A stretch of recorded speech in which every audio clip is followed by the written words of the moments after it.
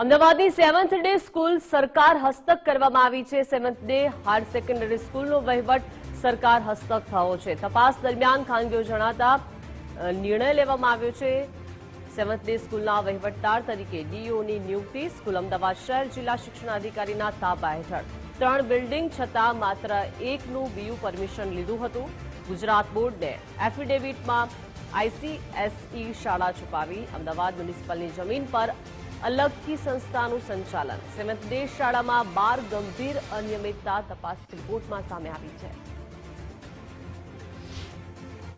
Seven day સ્કૂલને લઈને મોટા સમાચાર સામે આવી રહ્યા છે। સેવન ડે સ્કૂલ હવે સરકાર હસ્તક લેવામાં આવી છે। મહત્વનું છે કે છેલ્લા ઘણા સમયથી વિવાદમાં આવેલી સેવન ડે સ્કૂલનો હવે તમામ જે વહીવટ છે તે સરકારે પોતાના હસ્તક લેવાનો નિર્ણય કરી દીધો છે। તેમજ વહીવટદાર તરીકે અમદાવાદ ડીઈઓની નિમણૂક કરવામાં આવી છે।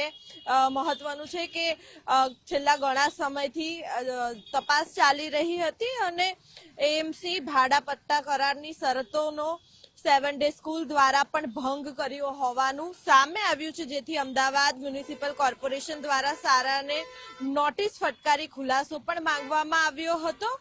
જેથી શાળા પાસે યોગ્ય માન્યતા ન હોવાનું સામે આવ્યું હતું। છતાં પણ શાળા દ્વારા યોગ્ય ડોક્યુમેન્ટ જમા કરવામાં આવ્યા નહોતા।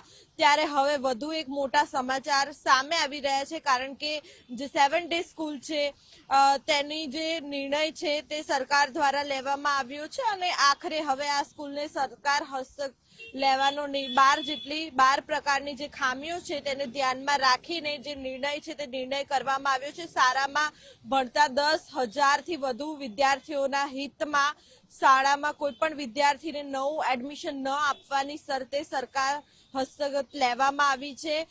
મહત્વનું છે કે સેવન ડે સ્કૂલનો તમામ જે વહીવટ છે તે હવે અમદાવાદ ડીઈઓ સંભાળશે। કેમેરામેન અંકિત દવે સાથે માનસી પટેલ, ગુજરાત ફર્સ્ટ, અમદાવાદ।